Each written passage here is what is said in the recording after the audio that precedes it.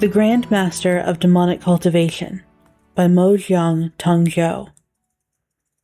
An unofficial reading by Emm Wilde. Book 3. Chapter 11. Supreme Courage, Part 2. That sounded like a non sequitur, but Wei Wuxian immediately understood. There were maple leaves floating in the waters of the Black Lake where the Yao beast was entrenched, but there were no maple trees inside or outside the cave, only banyan trees next to the cave's opening. There were also no traces of human activity, but the maple leaves in the water were fresh and vivid as fire. And when they were hiking up the mountain earlier, they had seen maple leaves carried by the current of a small stream. It was clicking for Diancheng as well. There might be a tunnel at the bottom of the lake that's connected to an outside water source, which is how the maple leaves from the mountain stream got in. Someone timidly spoke up. But how do we know if the tunnel is big enough for people to squeeze through? And what if it's very small? What if it's only a crack? And that Yao beast is still guarding the lake, Jian Zijuan frowned, and refusing to move. Wei Wuxian tugged open his collar to fan nonstop at the injury under his clothes. We have a slither of hope, so why don't we act on it? It's better than just sitting around waiting for Ma and Pom to come rescue us. So what if it's guarding the lake? Just lure it out. An hour later, after much discussion, the group of disciples went further back into the cave once more. They hid and spied on the Yao beast. Most of its massive body was still submerged in the Black Lake. Its long, snake-like neck emerged from its tortoise shell and approached the shore. It opened its mouth and carefully snagged the corpses with its fangs, then withdrew its neck to drag the bodies into the depths of its fortress-like shell. It seemed to prefer to take the meals indoors. Wei Wuxian threw a torch. It smacked against the corner of the cave. This movement was dramatically amplified in the dead silence of the underground. The head of the Yao beast immediately jutted out of its shell once more. Its pupils were slitted, reflecting the dancing flames of the torch. It slowly extended its neck towards it, apparently instinctively drawn to objects that give off light and heat.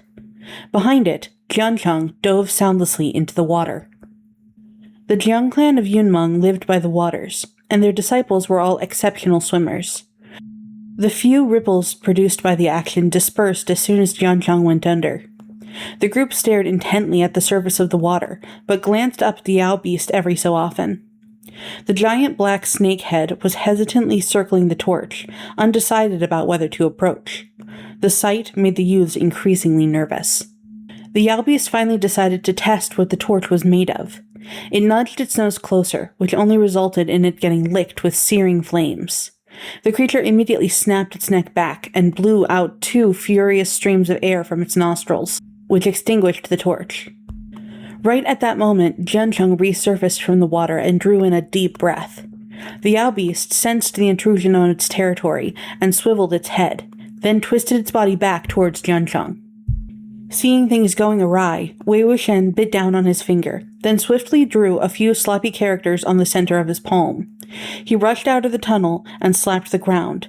The moment his palm left the earth, a column of flames taller than a man surged from the ground. Startled, the Yao beast gazed in his direction, and Jiancheng took the chance to swim ashore. "There's a tunnel at the bottom of the lake. It's not small," he said. "How small is not small?" Wei Wuxian asked. 5 or 6 people could get through at once, Jiancheng exclaimed. "Everyone, listen here," Wei Wuxian shouted to the crowd.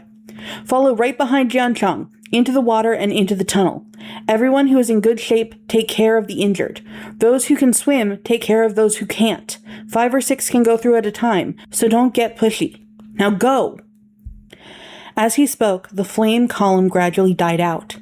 Wei Wuxian retreated a dozen steps back in a different direction, then struck the ground again to erupt another column of fire. The giant golden eyes of the Yao beast glowed red from the flame's reflection and burned with madness as it flexed its claws. It dragged its mountainous body in Wei Wuxian's direction. "What are you doing?" Jiancheng shouted angrily.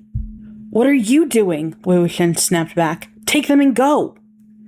He had successfully lured the Yao beast onto shore. When should they go, if not now? Jiancheng clenched his teeth. "Everyone come over here," Jiancheng ordered. "Those who can swim stand on the left. Those who can't on the right." Wei Wuxian was observing the terrain as he fled around, setting off flames. Suddenly, a sharp pain stabbed through his arm. He looked down to see that he had been shot with an arrow. As it turned out, the Lan clan disciple whom Lan Wangji had glared at earlier had found a bow and arrow abandoned by the Wens and tried to shoot at the Yao beast. Perhaps because of the beast's fearsome savagery and agility, the boy's hands were panicked and unsteady, and the shot had flown astray and pierced Wei Wuxian instead. Wei Wuxian had no time to pull it out. He struck the ground again, calling forth another surge of flames. "Back off! Don't make any more work for me!" The sect disciple had wanted to fell the Yao beast with a single shot to its vital spot, in hopes of regaining some of the face that he had lost earlier. Who could have thought that it would turn out like this? His face flushed progressively paler as he fled into the water.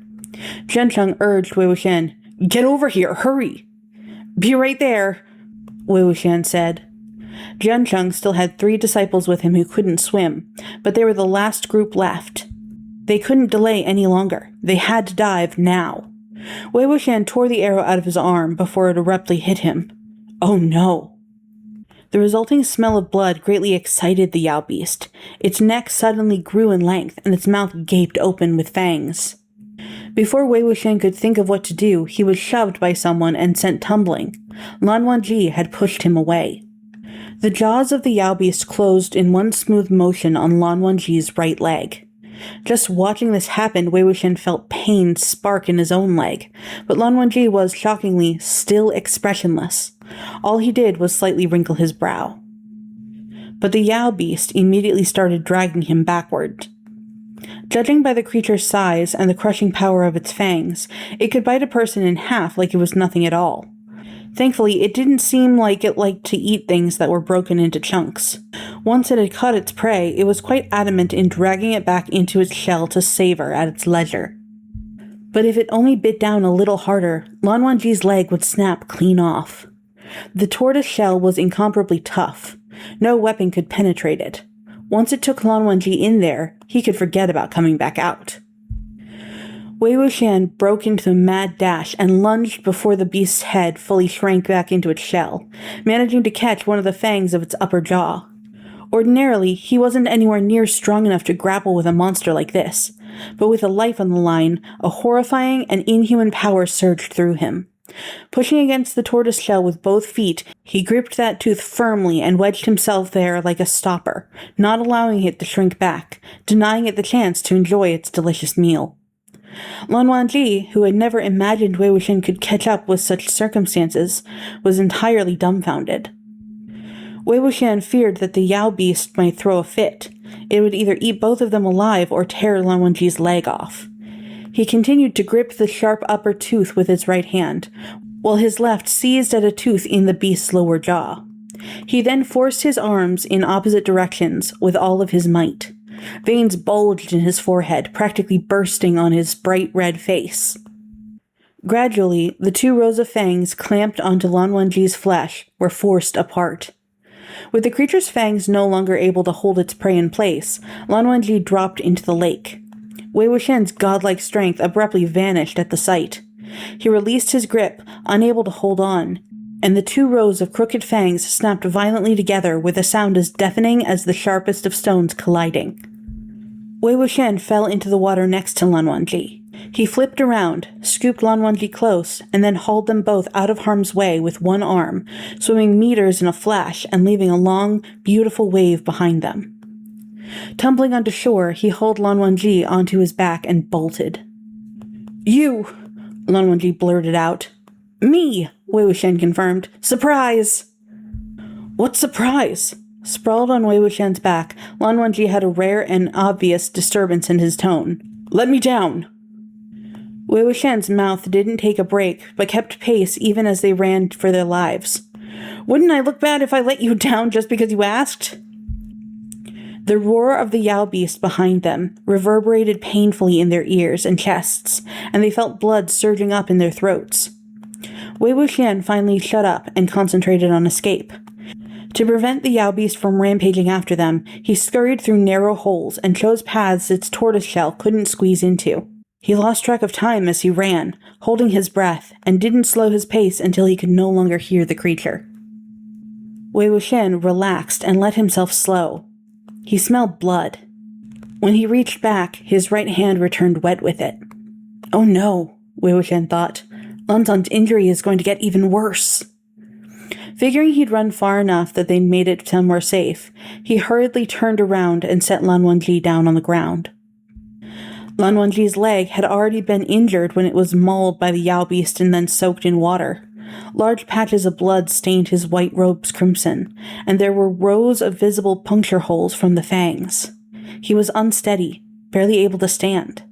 The moment Wei Wuxian let go of him, he tumbled on his backside. Wei Wuxian leaned down and checked him over for a moment before straightening up to search the underground cave. There were a few shrubs around, and with difficulty he found some thick and straight branches. He used a corner of his clothing to scrub the dirt off of them, then squatted in front of Lan Wangji. You got any rope or string on you? Oh, your forehead ribbon looks like it'll do the trick. Come on, take it off. Wei Wuxian didn't wait for Lan Wangji to respond before he swiftly reached out and plucked said ribbon free. He flicked it out once, then straightened Lan Wangji's disaster-prone leg before firmly splinting the limb with the branches, using the ribbon as a bandage to tie everything in place. So suddenly stripped from his forehead ribbon by Wei Wuxian, Lan Wangji's eyes widened. You! Wei Wuxian's nimble hand had already tied the knot. He patted Lan Wangji's shoulder to console him. What about me? Let's not fuss about it at a time like this. As much as you like that ribbon, it's not more important than your leg, right? Lan Wangji fell backwards. Whether he lacked the strength to sit upright or had simply been angered to the point of speechlessness remained to be seen. Wei Wuxian suddenly caught a faint whiff of medicinal herbs. He fumbled a small perfumed sachet out of his own robes. It was dripping wet, its tassels drooping, an exquisite yet pitiable sight. He recalled Main saying that it was filled with medicinal herbs and immediately opened it to check. Sure enough, it was packed with half-dried, partially crushed pieces of medicinal herbs, along with a few tiny flowers. Lanzan, he urged. Stop napping! Get up for a bit. I have a perfumed sachet here. Come and see if there's any medicinal herbs that we can use. Wei Wuxian yanked and pulled at Lan Wangji, doggedly pestering him until he gave up and feebly sat up. Lan Wangji gave the contents a look. To his surprise, he recognized several herbs effective at stopping bleeding and purging poison. As he picked them out, Wei Wuxian commented, I didn't expect that girlie's perfume sachet to come in so handy. I'll have to thank her big time when we get back.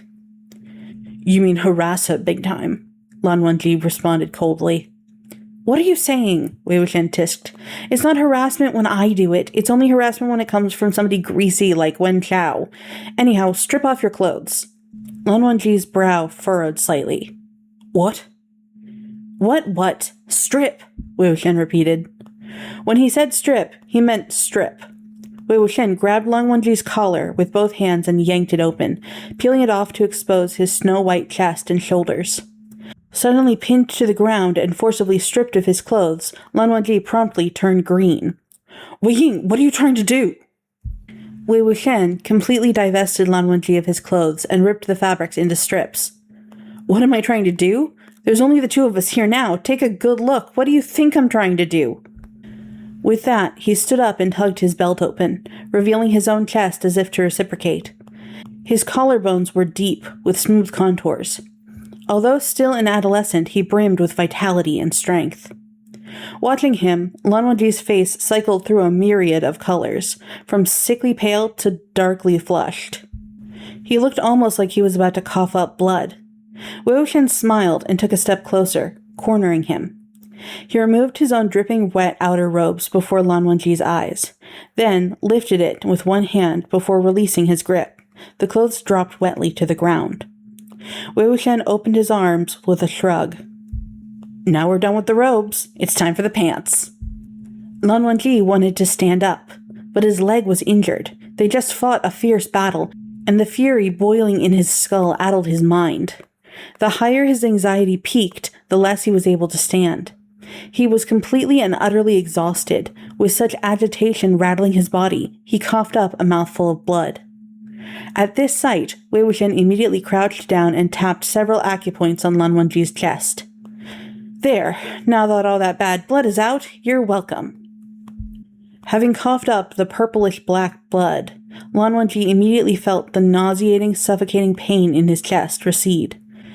When he reflected on Wei Wuxian's actions, it finally dawned on him. After entering Mount Muqi, Wei Wuxian had realized that Lan Wangji didn't look well. There must have been a pent-up qi in his chest, and so Wei Wuxian had deliberately terrorized him, riling him into coughing up the blood that he'd been holding back. Although Lan Wangji knew he'd acted with good intentions, he still seemed a bit peeved. "Can you not play such pranks again?" "Bottling up things like that in your heart is bad for your health," Wei Wuxian argued back. "But they're easily expelled with a scare. Don't worry, I'm not into guys. I won't take the chance of trying anything with you." "Frivolous," Lan Wangji exclaimed. Wei Wuxian, who had noticed long ago that Lan Wangji had quite the temper today, didn't bother arguing further. Fine, so be it," he waved dismissively. "I'm frivolous. I'm the most frivolous of all." As he spoke, chilly underground air crept up along his spine, giving him a fit of shivers. He quickly rose to his feet and went around collecting withered twigs and dead leaves, then redrew the fire spell on his palm. The pile of withered branches crackled alight, occasionally sparking off embers. Wei Wuxian crushed up the medicinal herbs that he'd picked out earlier, and then ripped open the leg of Lan Wangji's trousers to sprinkle the herbs evenly over the 3 hideous, barely clotted black holes. Suddenly, Lan Wangji reached out and stopped Wei Wuxian mid-action. "What's wrong?" Wei Wuxian asked. Without a word, Lan Wangji took a portion of the crushed herbs from Wei Wuxian's palm and pressed them onto Wei Wuxian's chest. "Ah!" Wei Wuxian cried out. His body shook and trembled at the sudden pressure. He'd completely forgotten that he had a fresh wound too, the burn from the branding iron, and it was still bleeding, and it was also soaked in water. Lan Wangji withdrew his hand. Wei Wuxian picked off the bits of herbs from the wound, hissing a few times as he did, and then threw them back onto Lan Wangji's leg. "Don't worry about it. I get hurt all the time, but it doesn't stop me from playing the Lotus Lake waters right after. I'm used to it. A tiny perfume sachet like this can't hold much. There's not enough herbs to go around, and the way I see it, those 3 holes of yours need them more." "Ah!" Lan Wangji's face was grim. Moments later, he said, "Since you know such pain, do not act so recklessly next time." "I didn't have a choice, did I?" Wei Wuxian responded. "You think I wanted to get scorched? Who knew Wan Lingjiao was so vicious? She almost got that branding iron in Main's eye. Main's a girl, and a pretty one to boot. How terrible would it be if she was blind in one eye or branded with a mark like that for life?" "That mark is on your body for life," Lan Wangji said in a thick voice. "That's different. It's not like it's on my face," Wei Wuxian explained. "Besides, I'm a man. What's there to be afraid of? What man doesn't get hurt and earn a few scars in his life?" Still bare-chested, he squatted on the ground and picked up a branch to poke at the fire to stoke it. Besides, if you look at it from another perspective, even though this mark is here to stay, it represents the fact that I was once protecting a girl. And that girl will definitely remember me now. She'll never forget me for the rest of her life. Now that I think about it, it's actually quite... Lan Wangji shoved him hard, suddenly furious. "So you are aware that she will never forget you for the rest of her life?" His shove happened to land smack dab on Wei Wuxian's chest wound. Clutching his heart, Wei Wuxian shouted as he fell back on his buttocks. "Lanzan!" The pain was so intense that it made him break out in a cold sweat. Groaning, he craned his neck up. "Lanzan, you... What great grudge do you have against me? You're treating me like I killed your father." Lan Wangji clenched his fists. A moment later, he relaxed, looking like he wanted to help Wei Wuxian up. But Wei Wuxian sat up by himself and shrank back, dodging him repeatedly. Okay, I know that you don't like me, so I'll sit further away. Don't come over, and don't push me again. It hurts like hell." The wound was on his left side, and it hurt when he lifted his arm. Wei Wuxian scurried away and collected the white robe that he had torn into strips earlier, then tossed the strips to Lan Wangji from afar with his right hand. "Bandage yourself. I'm going to stay here." He hung the outer robe that he'd taken off by the fire to dry. Neither of them spoke for a long time as their clothes dried. It was, of course, Wei Wuxian who opened the line of communication again. Lanzan, you're so weird today. So rough. You're not speaking like you normally do either. Do not flirt with others when you have no deeper intent, Lan Wangji stated. You do as you please and throw their hearts into turmoil. It's not like you're the one I'm flirting with, Wei Wuxian said. You're the last person I'd expect to be thrown into turmoil. Unless what? Lan Wangji snapped. Unless, Lanzan, you like Main. The barbarian speaks of the 8 paths, Lan Wangji said coldly after a brief pause. Well, I'll ramble on about 9 then, Wei Wuxian quipped. Is making snappy comebacks fun? Lan Wangji questioned. Very, and I'm not just fast with my mouth. I got slick moves, too. Lan Wangji muttered to himself. Why am I here talking nonsense with you? Without Lan Wangji realizing it, Wei Wuxian had scooted over to sit beside him again, heedless of any consequences of his chatter. Because it can't be helped. We're the only 2 unfortunate souls left in this place, right? If not me, who else are you going to talk nonsense with? Lan Wangji shot a look at Wei Wuxian. Someone who had never learned his lesson. Someone who forgot all the pain once the wound was healed. Wei Wuxian was about to give him a cheeky grin when he suddenly saw Lan Wangji lower his head. Wei Wuxian let out a horrible scream. Ah! Stop! Lan Wangji had buried his face deep in the crook of Wei Wuxian's arm and latched on with his teeth. Not only did he not stop when Wei Wuxian started screaming, he bit down even harder. Are you letting go or not? Wei Wuxian screeched. I'm gonna kick you! Don't think I won't kick you just because you're injured! Stop it! Stop biting! I'll get lost! I'll beat it! I'll go! Just let go! I'll get lost! Lanzan, you've gone mad today! You're a dog! A dog! Stop biting me! Once Lan Wangji was finally done losing his mind and had had his fill of biting, Wei Wuxian sprang to his feet and scrambled over to the other side of the underground cave. Don't you follow me! Lan Wangji slowly straightened up and rose to his feet. He fixed his clothes and his hair. His eyes were downcast, and he said nothing, looking as calm as could be, like the person who had been scolding, shoving, and biting was someone else entirely. Wei Wuxian stared at the teeth marks on his arm. Still badly shaken, he crouched down and shrank back into the corner, where he continued to poke at the firewood. He couldn't make heads or tail of what was happening. What is up with Lanzan? He might have saved me, but I technically saved him too, right? Not that I need him to thank me or anything, but why can't we be friends even when things are like this? Or am I really as annoying as Jiansheng said? He was still doubtful himself when Lan Wangji suddenly spoke. Thank you. Thinking he'd misheard, Wei Wuxian glanced at Lan Wangji. Lan Wangji was looking at him as well. Thank you, he repeated solemnly. Seeing him slightly lower his head, Wei Wuxian feared that he was going to do a full-blown bow of gratitude. He hurriedly moved aside. Let's drop the formalities. I have this problem where I absolutely can't stand to hear others thanking me, especially people like you who do it all formally like that. It gives me the creeps. I'm getting goosebumps. Don't even bother with the bow. You are overthinking it, Lan Wangji coolly replied. Even if I wish to bow to you, I cannot move. It seemed that he's returned to normal. He'd even thanked him twice. Wei Wuxian, in his delight, unconsciously wanted to scoot over again. He loved to get up close and personal with people, nuzzling and rubbing on them, but it was a slight stab of pain from the teeth marks in his arm that reminded him that Lanzan had lost his mind earlier and there would just might be a repeat performance. So he quickly restrained himself. He stared at the dark ceiling of the cave and mused aloud with serious expression.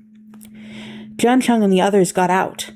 Getting down the mountain may take a day or 2, and once they reach its base, they'll definitely return to their own homes rather than reporting back to the Wens. But their swords have been confiscated, so who knows how long it'll take them to find help. Seems to me that we'll be underground for some time. We'll have to figure out a way to solve some lingering issues. He paused briefly before continuing. The good news is that the monster keeps to that black lake and doesn't chase after us. But that's also the bad news. If it keeps hogging the lake, we can't get through the tunnel at the bottom. Perhaps it is not a monster, Lan Wangji said. Consider, what does it resemble? A tortoise. There is a divine creature in such a form. The divine beast Jianwu? Jianwu, also known as Jianming, was a chimeric tortoise snake. As the water deity, it dwelled in the North Sea. The underworld also lay in the north, and for that reason it was a deity of the north. Wei Wuxian nodded, and Wei Wuxian flashed his teeth to demonstrate. That thing in there has a mouthful of fangs like this. It even dines on human flesh. Isn't that far too different from the myths? It's not a true divine beast, naturally, Lan Wangji stated. Instead, it is a creature that fails to achieve divinity and devolved into a Yao. In other words, it's a malformed divine beast. Malformed, Wei Wuxian parroted. I have read records of the ancient texts, Lan Wangji explained. 4 centuries ago, a false Jianwu appeared in Qishan and went on a rampage. It was massive and hungered for the flesh of living humans. A cultivator deemed the Jianwu of slaughter. So Wen Chao brought us here to hunt this 400-year-old Jianwu of slaughter? Wei Wuxian wondered. It is more massive than recorded in the ancient texts, but it must be. It's been 400 years, so it's possible that it grew a little. Was the Jianwu of slaughter not slain back then? No, Lan Wangji replied. A group of cultivators formed an alliance in order to prepare to slay it. That winter, there was heavy snowfall, and the cold was uncommonly bitter. The Jianwu of slaughter vanished and had never appeared since. It went into hibernation, Wei Wuxian paused briefly. But even then, it didn't need to sleep for 400 years, right? You said that the thing loved eating humans. How many did it devour? As recorded in the books, each time it appeared, it would consume anywhere between a few hundred people to an entire city or village, Lan Wangji answered. Over the course of its rampage, more than 5,000 were devoured in total. Oh, so it just stuffed itself and went back into a food coma, Wei Wuxian concluded. The Yao beast seemed to enjoy dragging its corpses back into its shell, though it was hard to tell whether it was stockpiling food or just wanted to savor them slowly. Perhaps it had amassed too much food in its shell, all at once 400 years ago, and had yet to digest all of it. Lan Wangji ignored him, but Wei Wuxian continued. Speaking of food, have you done inidia before? Cultivators like us can go around 3 or 4 days without eating or drinking, but if no one comes to our rescue in a few days, we'll start getting weaker. It'll drain our physical strength, energy, and spiritual power. If Wen Chao and his people stood by and did nothing after their escape, it wouldn't be all that bad. The other families might bring reinforcements in a few days' time. The real danger was the Wens refusing to provide timely aid, or worse, hitting them when they were down. The other families who might come to their rescue were really only the Lan clan of Guzu and the Jiang clan of Yunmeng, and if the Wens decided to obstruct them, then those few days would likely double. Wei Wuxian retrieved a branch and sketched a rough map on the ground, then connected a few lines on it. Mount Muxi is a little closer to Guzu than it is to Yunmeng, so your family should arrive first. Even if they don't come, Jiancheng should be able to get the Lotus Pier in a couple days, at most. He's a smart cookie. The Wens won't be able to stop him. There's nothing to worry about. Lan Wangji lowered his eyes and spoke softly, looking warm. They will not come. The cloud recesses has been burned to the ground. But everyone's still alive, right? Wei Wuxian tentatively asked. Your uncle? Your brother? Even if the head of the Lan family, Lan Wangji's father, Qing Shenjun, was severely injured, Wei Wuxian had assumed that they still had Lan Shiren and Lan Shichen to hold down the fort. However, Lan Wangji answered woodenly, Father is nearly gone, and Jiang Zhan is missing. The branch Wei Wuxian was using to scribble on the ground stalled mid-action. That other disciple had mentioned the head of the Lan clan was injured severely while they had been heading up the mountain, but Wei Wuxian had never expected it to be so serious that he was nearly gone. Maybe Lan Wangji had only just received the news that his father was dying. Although the head of the Lan clan cultivated in seclusion year-round and paid no heed to outside affairs, he was still Lan Wangji's father. And on top of that, Lan Xichen was missing too. No wonder Lan Wangji was particularly gloomy and hot-tempered. All at once, Wei Wuxian felt a little awkward, not knowing what comfort he could offer. When he absent-mindedly turned his head to glance over, his entire body froze. The firelight reflecting off Lan Wangji's face made his skin look like warm jade. It was also clearly illuminated by a single streak of tears down his cheek. Wei Wuxian was shocked dumb for a second, and then thought, "Oh crap." People like Lan Wangji probably only shed tears a few times over the course of their lives, and Wei Wuxian just had to be here for one of those times. He couldn't bear to see anyone cry. If he came upon a woman crying, he felt compelled to comfort and tease her until she broke into a smile. A man's tears made him even more uncomfortable. In Wei Wuxian's opinion, stumbling upon unusually strong men in the act of crying was far more terrifying than stumbling onto a chaste girl in the middle of a bath. He couldn't even go over to comfort him. Lan Wangji had suffered so many blows. His home burned to ash, his entire clan persecuted, his father on death's door, his older brother missing, and Lan Wangji himself being wounded. Any attempts to comfort would be useless. Wei Wuxian didn't know what to do with himself, so he turned his head away. After a while, he tried to speak. Lanzan." "Shut up," Lan Wangji snapped frostily. Wei Wuxian shut up. The firewood crackled. "Wei Ying," Lan Wangji said quietly. "You really are such a loathsome person." "Oh," Wei Wuxian said. With so much going on, Lanzan must be stressed as hell, and yet here I am prancing around in front of him. No wonder he's so angry. Drained of his strength and with that injured leg, he couldn't hit me, so he bit me instead. I think I'd best give him some space, some peace and quiet. After holding himself back for a while, he went ahead and said, "Not trying to annoy you, but are you cold? The clothes are dry now. You can have the inner robe and I'll take the outer one." The inner robe was his undergarment, which wouldn't normally be very appropriate for Lan Wangji to wear, but his outer robe was filthy. The Lan Clan of Guzu were obsessed with cleanliness, and it seemed even more offensive to give such a garment to Lan Wangji. Lan Wangji didn't respond, nor did he look at him. Wei Wuxian tossed the dry white inner robe to him and draped the outer robe around himself before silently making himself scarce to give Lan Wangji space. They waited for 3 days.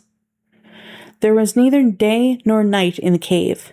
The only way they knew that it was 3 days was because of the infuriating Lan internal clock, allowing one to mark the time by their sleeping and waking. One only had to count how many times Lan Wangji slept to determine the passing hours. Having been finally allowed 3 days to rest and conserve energy and strength, the wound on Lan Wangji's leg was slowly healing, not worsening. With this improvement, he was able to move himself into the lotus position and meditate and cultivate in silence. Wei Wuxian made himself scarce over those 3 days. It was only when Lan Wangji regained his calm and mastered his emotions, turning back into the unflappable, expressionless Lanzan he knew, that he began to act like nothing had happened. He shamelessly pretended not to have seen or heard anything that night, and no longer teased him for his own amusement, knowing not to go too far. Their interactions were lukewarm, but peaceful. They both scouted around the Black Lake a number of times. By now, the Jianwu of slaughter was done grabbing all the corpses with its mouth and stashing them one by one in its shell. The colossal, pitch-black shell floated on the water's surface like a giant, indestructible warship. The first few times they ventured near, they heard the sound of loud chewing coming from within. Later, the noise vanished and would be replaced by something that seemed like thunderous snores. The two initially wondered whether it was feasible to sneak underwater to search for the tunnel through which they could escape while the Yao beast was asleep. But they could only search for an incense time at most before the beast detected their movements. Although they had made a few attempts, they never found the tunnel Jianzheng mentioned. Wei Wuxian suspected that it might now be blocked by the Yao beast. He tried to lure it out of the water again, but the monster seemed to have grown tired of all the commotion and didn't stir. They collected the arrows, the longbows, and the branding irons scattered all over the banks and carried them back to count. There were over 100 arrows, more than 30 longbows, and a dozen branding irons. By then, it was already the 4th day. Lan Wangji picked up a longbow and examined its material with rapt attention. He plucked at the bowstring, unleashing a powerful, resounding metallic sound. It was a variety of bow and arrow used by cultivation clans to hunt nefarious creatures, and the materials used to forge them were extraordinary quality. Lan Wangji removed the bowstrings from all the bows and tied them together. He used both hands to stretch a single, long bowstring taut and whipped it around the air. The bowstring shot out like lightning, and a flash of bright light streaked forth. A rock 10 meters away shattered into pieces. Lan Wangji retracted the bowstring, and it whistled sharply as it cut through the air. "The killing cord?" Wei Wuxian asked. The killing cord was a secret technique belonging to the Lan clan of Guzu, created and passed down by Lan Yi, the 3rd-generation family head and granddaughter of the clan's founding father, Lan An.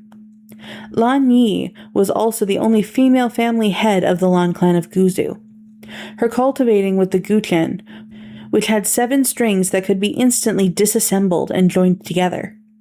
The 7 strings, arranged from thickest to thinnest, could play immaculate melodies under her soft, snow-white fingers one moment, and transform into a lethal weapon the next, slicing through bones and flesh like mud.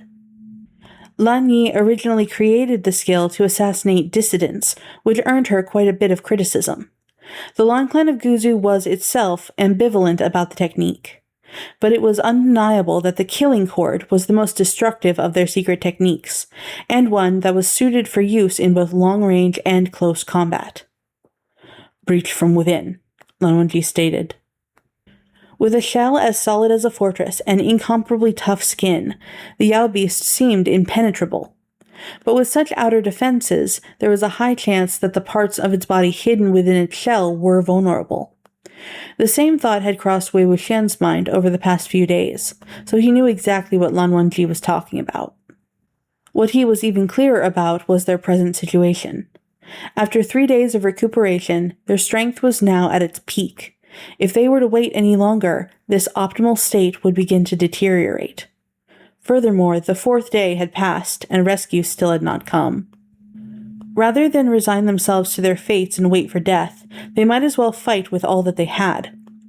If both of them could join forces and slay this Jianwu of slaughter, they would escape through the tunnel at the bottom of the Black Lake. "I concur. Breach from within," Wei Wuxian said. "But I've heard about your family's killing cord. The shell's interior is a confined space, not a venue conducive for using that skill to its full effect. Plus, the wound on your leg still hasn't healed. Won't it be hard to make this work?" This was the truth, and Lan Wangji understood. They both knew that forcing themselves to do what they were incapable of doing would only drag the other down. "Follow my lead," Wei Wuxian said. A little less than half of the Jianwu of Slaughter's shell had been floating above the surface of the Black Lake. Its 4 limbs, its head, and its tail had all shrunk back into the shell. There was a large hole in front, and 5 small holes on its left, right, and back. It looked like an isolated inlet, a small mountain, its body pitch black and uneven, covered with moss and long, hanging strands of dark algae. Carrying a bundle of arrows and branding irons on his back, Wei Wuxian soundlessly dove into the water like a slender minnow, swimming to the front of the shell where the Jianwu Slaughter's head would be. Almost half the opening was submerged in the water of the Black Lake, so Wei Wuxian followed the current and swam inside. After passing through, he hopped into the shell's interior and set both feet on solid ground. It felt like he had stepped onto a thick, rotten, waterlogged mud. The acrid smell was overwhelming and almost forced a curse from his mouth. The foul stench was rancid and cloyingly fishy. It reminded Wei Wuxian of a fat, dead rat that he'd once seen by the lake of Yunmeng. Pinching his nose, he thought, "What an awful place. Thank goodness I didn't let Lanzan come in here. He would have puked on the spot at this stench. With that sheltered life of his, even if he hadn't puked, he would have fainted for sure." The Jianwu of Slaughter snored softly. Wei Wuxian held his breath as he walked soundlessly, the soles of his boots sinking deeper and deeper. 3 steps later, the sludge had already completely risen to his knees. There seemed to be some sharp lump in the swamp. Wei Wuxian stooped a little, groped around, and unexpectedly touched something hairy. It felt like human hair. He withdrew his hand. That was surely one of the people that the Jianwu of Slaughter had dragged in. He felt around some more and found a boot with half a leg inside, rotted to the point that it was half flesh and half bone.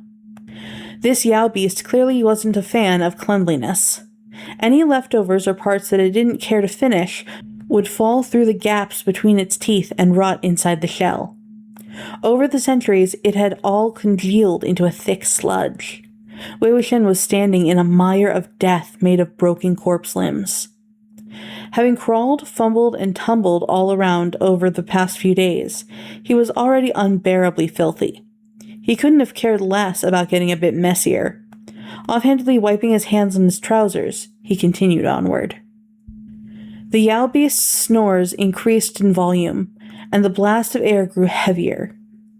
Even the mire of corpses beneath his feet were getting progressively thicker. At last, his hand lightly touched an uneven skin of the Yao beast. Following the skin, he slowly felt his way inside.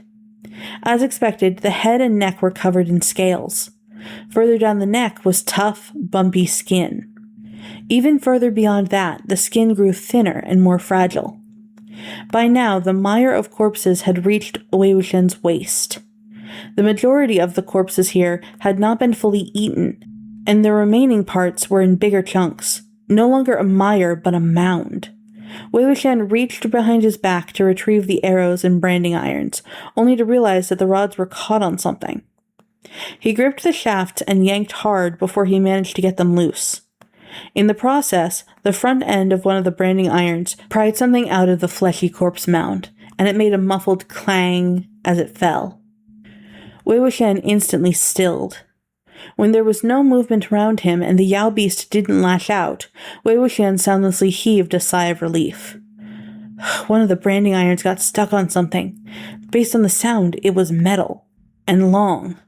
Let's see if it's anything useful.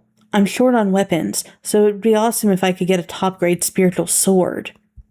He reached out and touched the object that had fallen. It was long and blunt, and rust crawled all over its surface. The instant he grasped it, screams filled his ears. It sounded like thousands upon thousands of people wailing in despair. In a split second, a chill shot up his arm and traveled through the rest of his body. Wei Wuxian jolted and jerked his hand back. What the heck is this? What strong resentment! Just then, his surroundings suddenly lit up. A faint reddish-yellow glow cast on Wei Wuxian's shadow and illuminated the pitch-black sword in front of him.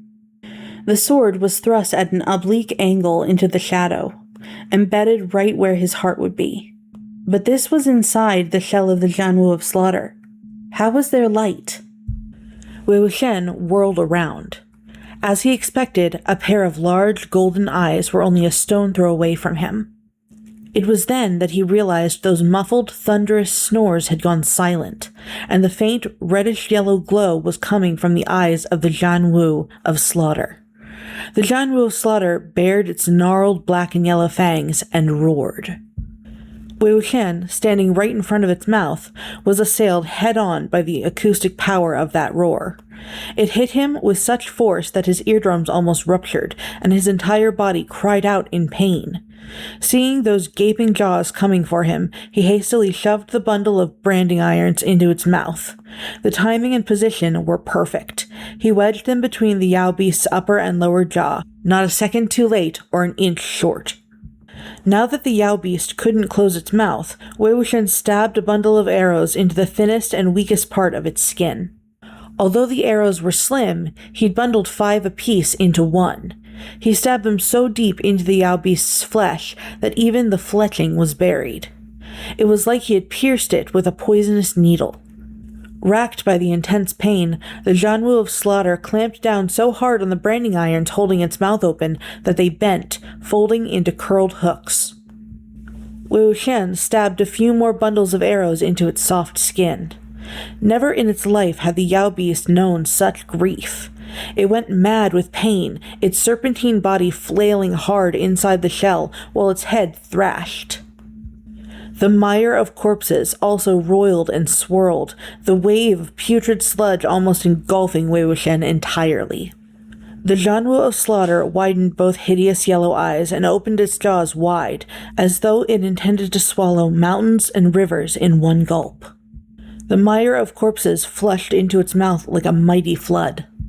Wei Wuxian struggled desperately against the current, grabbing the hilt of an iron sword in his attempts. His mind went still and cold for a second, before those piercing wails and screams filled his ears once more. The Zhanwu of slaughter had already sucked Wei Wuxian's body into its mouth. Seeing the Yao beast was about to chomp down, he grabbed the hilt of the iron sword and repeated the same trick as before, jamming it between the beast's upper and lower jaws. The innards of century-old Yao beasts like this one were normally very corrosive.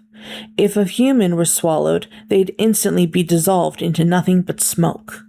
Wei Wuxian firmly gripped the hilt of the iron sword, which wedged the creature's jaw open. The Zhanwu of slaughter thrashed its head around for a while, unable to swallow the obstruction that prevented it from closing its mouth, but still refusing to relax its bite and let go. And finally, at long last, it charged out of its shell.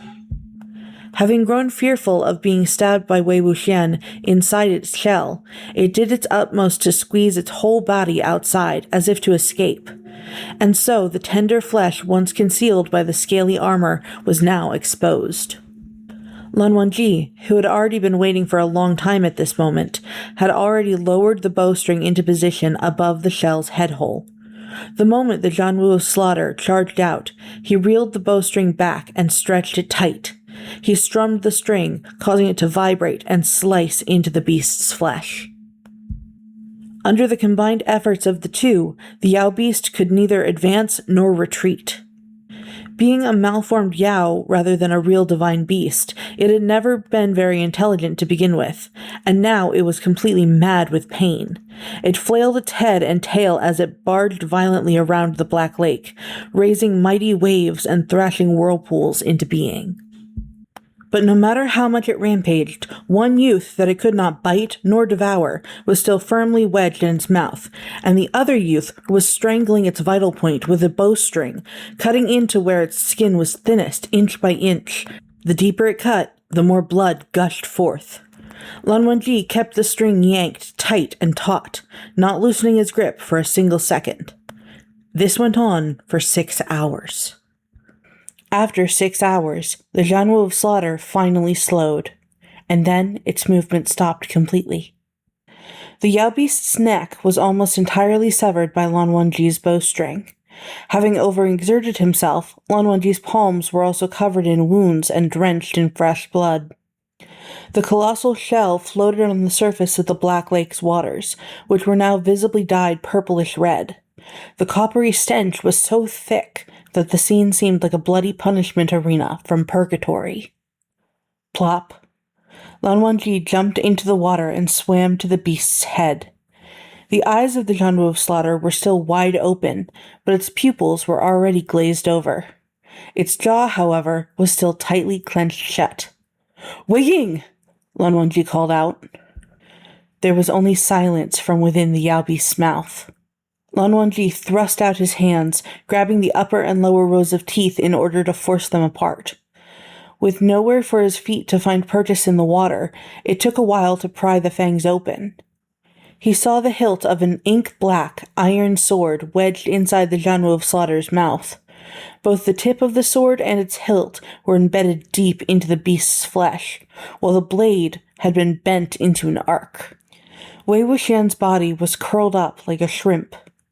His head was bowed, both hands still clutching tightly to the sword's blunt blade. He was on the verge of sliding down the Zhanwu of slaughter's throat. Lan Wangji immediately grabbed him by the collar and hauled him out.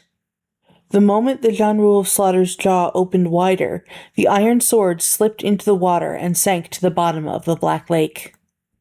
Wei Wuxian's eyes were shut tight as he sprawled limply against Lan Wangji, one arm draped over the latter's shoulder. Wrapping an arm around Wei Wuxian's waist, Lan Wangji held him afloat on the bloody water. Wu Ying! His hands trembled.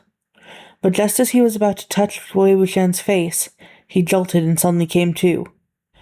How'd it go? Where'd it go? Is it dead? Is it dead? He was thrashing weakly as he spoke, causing the two of them to sink in the process. Lan Wangji tightened his hold around Wei Wuxian's waist. It is dead. Wei Wuxian's gaze was blank, like he was having some difficulty digesting the information. After thinking it over for a while, he exclaimed, Dead? It's dead? Good. It's dead. It kept screaming earlier, screaming while it was thrashing around and knocked me out cold. Oh, that's right, the tunnel. The underwater tunnel. Let's get out of here from the underwater tunnel. Lan Wangji found his reaction odd. What is wrong? Nothing. Wei Wuxian was regaining his energy. Let's just get out of here now. There's no time to lose. Indeed, Lan Wangji nodded. I will carry you. No need. Wei Wuxian started to protest, but Lan Wangji's arm was still encircled around his waist in an iron grip. In a tone that brooked no argument, he ordered him, Breathe in. Navigating the depths in such a dazed state was risky. Wei Wuxian didn't like to act tough, so he simply nodded. Ignoring how filthy the bloody water was, the two took deep breaths and dove under. After a while, they splashed through the surface of the purplish-red water once more. Wei Wuxian spat out a mouthful of bloody water and wiped his face, which smeared it with purplish red and only made him look more unkempt. What's going on? Why is there no tunnel entrance? Jiancheng had said that there was an underwater tunnel at the bottom of the Black Lake that could accommodate the passage of 5 or 6 people at the same time. The other disciples had escaped through that tunnel too. Wei Wuxian had initially thought that the entrance was blocked by the Jianwu of Slaughter, which was why they couldn't find it. However, though the Jianwu of Slaughter's corpse was already shifting position, there was still no underwater tunnel to be found in the spot where it once occupied. Lan Wangji's hair dripped with water. He gave no response. The two exchanged a look, both having thought of a terrible possibility. Perhaps, while the Jianwu of Slaughter was frantically thrashing its limbs in intense pain, it had shaken the underwater rocks loose or kicked something, subsequently causing the only escape route to be blocked off. Wei Wuxian broke free from Lan Wangji's grasp and plunged beneath the water. Lan Wangji followed suit. But even after searching vigorously, they found no tunnel entrance. Not even a gap narrow enough to let a single person through. What do we do? Wei Wuxian asked. Lan Wangji was silent for a moment and then replied, Let us climb back ashore first. Wei Wuxian waved his hand. Let's go. Utterly exhausted, the two swam unhurriedly to the shore. Both were wholly dyed a bloody hue of purplish red when they rose out of the water. Wei Wuxian took off his clothes, wrung them out, and shook them hard as he cussed aloud. Ugh, are you kidding me? I only went all out because I thought we'd have no chance of killing it if no one came to our rescue. But we actually managed to off it, only to have that son of a bastard cave the tunnel in. Fuck me! Lan Wangji's brows twitched when he heard the word fuck slip forth. He wanted to say something, but he held himself back. Wei Wuxian swore up a storm as he shook his clothes dry. All of a sudden, his legs gave out, and Lan Wangji quickly stepped forward to catch him. Holding onto Lan Wangji's arm for support, Wei Wuxian assured him, I'm fine, just out of strength. Oh right, Lanzan, did you see the sword I was holding onto in its mouth? Where is it? It sank to the bottom of the lake, Lan Wangji replied. Why? Sank? Wei Wuxian replied. Forget it then. When he'd gripped that sword, a torrent of earth-shattering screams had assailed him without pause, leaving him chilled and dissociated. The iron sword had to be special in some way. The Jianwu of Slaughter had consumed at least 5,000 people, some of whom must have been alive when they were dragged into its shell. The sword might have been left behind by a cultivator who had been devoured. Hidden inside the creature's shell for at least 400 years, buried in a mound of corpses, it had surely been contaminated by the resentment and agony of countless people, both dead and alive, soaking in their screams. Wei Wuxian had wanted to hang on to the sword so he could get a better look at it. But since it had sunk, and they were both trapped there with no way of getting out, he might as well not bother. They'd just wind up arguing pointlessly again if he kept going on and on about it, when Lan Wangji started to suspect his intentions. Wei Wuxian waved dismissively and thought, "Nothing good ever happens." He dragged his feet as he shuffled forward, and Lan Wangji quietly followed behind him. Not 2 steps later, Wei Wuxian's legs gave out again, and Lan Wangji caught him again. This time, he held a hand to his forehead. After a moment, he said, "Wei Ying, you are burning up." Wei Wuxian plopped his hand on Lan Wangji's forehead too. "So are you." Lan Wangji removed his hand and said mildly, "Your hand is what is cold." "I am a little dizzy," Wei Wuxian agreed. Several days ago, Wei Wuxian had tossed all the crushed medical herbs in the perfume sachet onto Lan Wangji's leg. He'd only wiped down his own burn from the branding iron and hadn't rested well over the past few days. To top it all off, he'd been rummaging around in corpse sludge in the lake water. His condition had finally deteriorated from those various assaults, and he was now running a fever.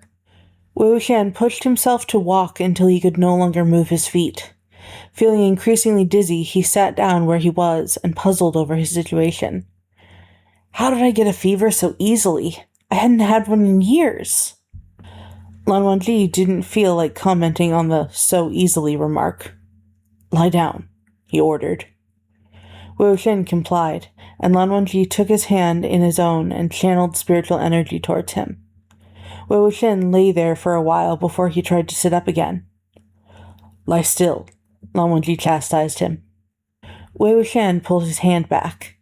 "There's no need to channel anything to me. You don't have much left yourself." Lan Wangji caught his hand again. "Lie still," he repeated. A few days ago, Lan Wangji had been drained of energy and subjected to Wei Wuxian's tormenting and teasing. Now it was finally Wei Wuxian's turn. All he could do was let Lan Wangji do as he wished. But even lying down, he couldn't stand the quiet. It didn't take long before he started whining. "The ground's hard. It's uncomfortable." "What do you want?" Lan Wangji asked. "To lie somewhere else?" "Where else do you want to lie at a time like this?" "Lend me your lap, won't you?" Lan Wangji was expressionless. "Stop fooling around." "I'm serious," Wei Wuxian complained. "I feel so dizzy, and you're not a girl, so what does it matter?" "Even so, you cannot lie on me as you please," Lan Wangji said. Seeing him frown, Wei Wuxian pressed on. "I'm not fooling around. You're the one throwing a fuss. I can't take this lying down. Lanzan, tell me, why?" "Why what?" Lan Wangji countered. With some difficulty, Wei Wuxian rolled over to lie prone on the ground. "Everyone says that I'm annoying, but secretly likes me deep down. But when it comes to you, why are you always giving me the stink eye? We've been through life and death together, but you aren't even willing to lend me your lap to rest on. You want to lecture me too. What are you, an old man?" "Your fever is making you delirious," Lan Wangji said quietly. Maybe that was indeed the case, since Wei Wuxian fell asleep a short while after. As he slept, he felt rather comfortable, like he really was pillowed on someone's lap, and like there really was a pleasant, cool hand resting on his forehead.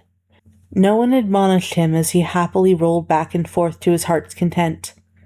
When he rolled off onto the ground, he could have sworn he felt someone stroke his head before gathering him up to continue resting on that lap. Once he woke up, he was still lying on the ground, though there was now a pile of leaves cushioning the back of his head, which made it a little more comfortable. Lan Wangji sat far away from him. He had built a fire, and the light gave his face a warm, gentle, and refined appearance, like beautiful jade. "Just a dream, like I thought," Wei Wuxian concluded. Trapped in the underground cave with their escape route severed, the two could only wait for the Jiang clan of Yunmeng to come to their rescue. Another 2 days passed. In those 2 days, Wei Wuxian burned with a low fever, alternating between consciousness and unconsciousness. It was only thanks to Lan Wangji intermittently channeling spiritual energy towards him that he was able to somehow keep his condition from deteriorating further. So bored, Wei Wuxian whined. I'm really so bored, Wei Wuxian continued. It's too quiet, Wei Wuxian persisted. Ugh, Wei Wuxian complained louder. I'm hungry, Wei Wuxian announced. Lanzan, get up and make me something to eat, will you? Get us some of that tortoise meat? Never mind, forget it. The meat of a man-eating Yao beast would stink. You'd better stay where you are. Lanzan, why are you like this? So dull. You have your mouth shut and your eyes shut too, and you won't talk to me or look at me. Are you meditating the Buddhist way? Are you a monk? Oh, right, your ancestors actually were monks. I forgot. Quiet, Lan Wangji said. You are still running a fever. Do not speak. Conserve your strength. You finally responded, Wei Wuxian said. How many days have we been waiting? Why hasn't anyone come to our rescue yet? It has not even been a single day, Lan Wangji said. Wei Wuxian covered his face. Why is this so hard to endure? It must be because I'm with you. If only Jiancheng was the one who'd stayed. Trading barbs with him would be a lot more fun than lying around like this with you.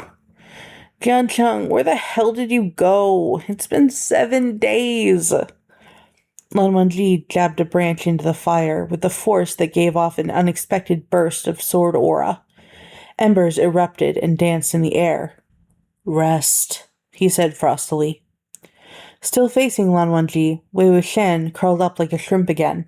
Are you for real? I just woke up and you tell me to rest? Are you so against seeing me awake? Withdrawing the branch, Lan Wangji replied with dignity, You are overthinking.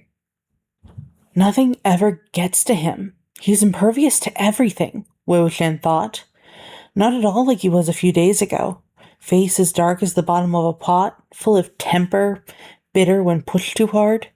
But that side of Lanzan was only encountered by luck, not sought out. I'll probably never have the chance to see it again. I'm so bored, Wei Wuxian whined aloud. Lanzan, let's chat. You start. When do you usually retire for rest? Lan Wangji asked. Man, your opening topic is so boring, Wei Wuxian said. It's so dry and I don't feel like answering at all. But I'll answer it out of consideration for you. So here goes. I always sleep after chow time, back at Lotus Pier. I often stay up all night. Such profligacy. A bad habit, Lan Wangji commented. You think everyone is like your family? Wei Wuxian retorted. You need to rectify it, Lan Wangji said. Wei Wuxian covered his ears. I'm sick. I'm running a fever. Lan Gaga, can you say something a little more pleasant? Comfort pitiful little me. Lan Wangji kept his mouth sealed and said nothing. Don't know how? All right. I knew it. Then if you don't know how to talk, can you sing? Will you sing me a song? He was just running his mouth to while away the time, prattling on and on. He never expected Lan Wangji to agree. But to his surprise, after a moment's silence, a soft, gentle voice started to resonate through the spacious cave. Lan Wangji was actually humming. Wei Wuxian closed his eyes and turned over to stretch out his limbs. That sounds nice. Then he asked, What's the name of the song? Lan Wangji seemed to murmur something under his breath. Mo Xiang opened his eyes. What was that again? End of part 2.